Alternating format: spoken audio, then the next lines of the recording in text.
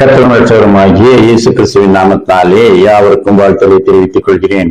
ஒரு பெரிய திருச்சபையின் மூப்பர்கள் எல்லாம் சேர்ந்து பேராயரை சந்தித்து தங்களுடைய போதகரை மாற்ற வேண்டும் என்று கேட்டுக்கொண்டார்கள். அப்பொழுது பேராயர் அவர் என்ன தவறு செய்கிறார் என்று கேட்டார்கள். முதலாவது, அவர் பிரசங்கம் பண்ணுவது எங்களுக்கு மிகவும் கஷ்டமாக இருக்கிறது. எங்களிலே நிறைய பேரு வியாபாரிகள். அவர்கள் வியாபாரத்திலே சில முன்பின் வேலைகளை எல்லாம் செய்வார்கள். இவர் ஒவ்வொரு பிரசங்கத்திலும் கள்ளத்தராசு கர்த்தருக்கு அருவருப்பானது, உண்மையுள்ள மனுஷன் பரிபூர்ண ஆசீர்வாதங்களை பெறுவான், அப்படி இப்படி என்று வியாபாரிகளை தாக்கும் வண்ணமாக பேசுகின்றார். எங்களிலே பலர் கொடுக்கல் வாங்கல்களிலே கொஞ்சம் சரியாக இருக்க மாட்டோம், அதை கண்டித்து உணர்த்துகின்றார். எங்களிலே சிலர் சந்தோஷத்துக்காக கொஞ்சம் குடிப்பழக்கம் உள்ளவர்கள், அதையும் ஒவ்வொரு பிரசங்கத்திலேயும் கண்டித்து பேசுகின்றார். அது மட்டுமல்ல, மனம் திரும்பாவிட்டால் நரகத்துக்கு போய் விடுவீர்கள் என்று சொல்லுகின்றார். இப்படி எப்பொழுதும் அச்சுறுத்தும் பிரசங்கங்களை, எச்சரிக்கும் பிரசங்கங்களையே சொல்லிக் கொண்டிருக்கின்றார்.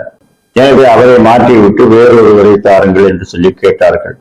அப்பொழுது பேராயர், இந்த மனம் திரும்புங்கள் என்ற ஒரு செய்தி தேவகுமாரன் சொன்னதல்லவா, நீதிமன்றங்களை இல்ல பாவிகளையே மனம் திரும்புவதற்கு அழைக்க வந்தேன் என்று சொன்னார் அல்லவா.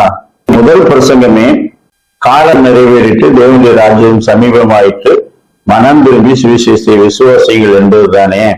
நீங்கள் மனம் திரும்பி பிள்ளைகளை போல் ஆகாவிட்டால் பரலோக ராஜ்யத்தில் பிரவேசிக்க மாட்டீர்கள்.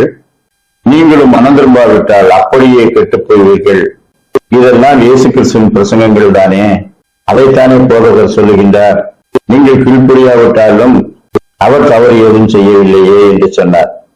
அப்பொழுது ஒருவர் சொன்னார், ஐயா, தேவாலயத்துக்கு வருவது ஆசீர்வாதமான சந்தோஷமான வசனங்களை கேட்கத்தான் வருகிறோமே தவிர மனம் விரும்புவதற்கும் நாங்கள் செய்து கொண்டிருப்பதை மாற்றிக் கொள்வதற்கும் அல்ல.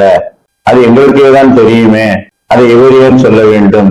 ஆரோக்கியமான பிரசங்கம் என்பது சந்தோஷப்படுத்துகிற பிரசங்கம். அப்படிப்பட்ட ஒருவரை எங்களுக்கு அனுப்புங்கள் என்று கேட்டுக்கொண்டார்கள். 2 தீமோத்தேயு 4:2 சமயம் வாய்த்தாலும் வாய்க்காவிட்டாலும் ஜாக்கிரதையாய் திருவசனத்தை பிரசங்கம் பண்ணு, எல்லா நீடிய சாந்தத்தோடும் உபதேசத்தோடும் கண்டனம் பண்ணி கடிந்து கொண்டு புத்தி சொல்லு. நாம ஒரு நல்ல பிரசங்கம், கண்டனம் பண்ணி கடிந்து கொண்டு புத்தி சொல்லுவது. அப்படிப்பட்ட பிரசங்கங்களை இன்றைக்கு சகிக்கிறோமா? தேவ ஆவியானவர் போதகர்கள் மூலமாய் சொல்லுகிற வசனங்களுக்கு செவி கொடுக்கிறோமா? கர்த்தர் தாமே அப்படிப்பட்ட நல்ல கேள்விகளை இந்த நாளிலும் நமக்கு தந்தருள்வாராக. ஆமேன்.